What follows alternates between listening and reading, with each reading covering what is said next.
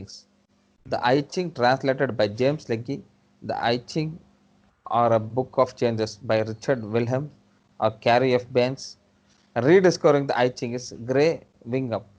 Yes. Note may check with book tours or online. Okay. Yeah. See, these I have given a recommendation of these 3 books only because people who have started writing later years, they are all copies. Okay. These were written some century back. James Legge went from Britain to China, Okay. stayed in China, studied Chinese, then translated. And Richard Willem went to German, studied Chinese, then translated into German, and Then in then English also. yes. So they are all original. And you can still, if you get some Chinese translation with English, some may be good, not all. Okay. Some may be good, but you don't have any need to jump and buy a book to read. So gradually you will get it, you will get e-copies when you search in the internet. So you will get a lot of material, but you understand the basics properly before you listen to others, right? So which book you will refer me to, sir, if in further in future if I want to take All the 3. all that. Yes, So I need one question, sir. yes. If I'm going to check the same thing, the same point, if example, there will be a 64 hexagrams. In Hmm. that, if 35 is my answer. So in Hmm. the 3 books, it will be same answers or it will be a No, different way of. each fellow will write in his own style. Okay. So if we study 3 also in at a time, it's not a wrong thing, right? No, no, no. See, wait a minute. You understand like this. Before reading 3 books, you must properly know that you are reading the right book. That is something very important. Many students cannot realize throughout their life that they are reading a wrong book. You know, even authors promote because they want to show off. But there are only few people who are genuine in their writing. Richard Willem is genuine. Okay. James Legge is genuine. You will get James Legge easy to read, Okay. whereas Richard Willem will be somewhat philosophical. Right? Suppose you get another book called Buddhist I Ching, it will also give answers, but it will be oriented towards Buddhist philosophy. Okay.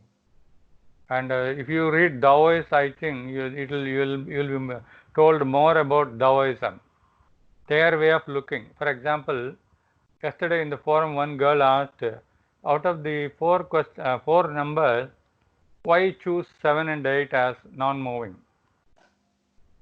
Somebody gave some answer. I gave an answer saying it is the middle.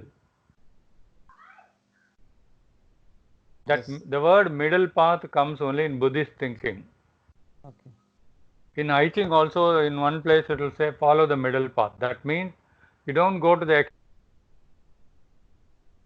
You understand? Yeah, I understood, sir. So don't keep searching. I'll tell you. If I found it is required for you to read, I would have included in this. Right? I didn't get it, sir. So no, there is a tendency. I read 10 books, Okay. but many authors are inexperienced. They are not. They don't carry the Eastern mind. They write from the Western mind. But you will find a lot of material in the internet. I'm not here to stop you, but you will come back and tell me, sir, you warned me in the beginning. Honestly, I know.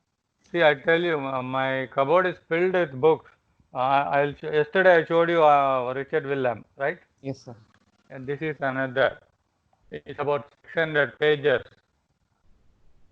The complete I Ching. Yes. This is Who's the author, written, sir? yeah, written by Alfred Huang. He's a Okay. Chinese.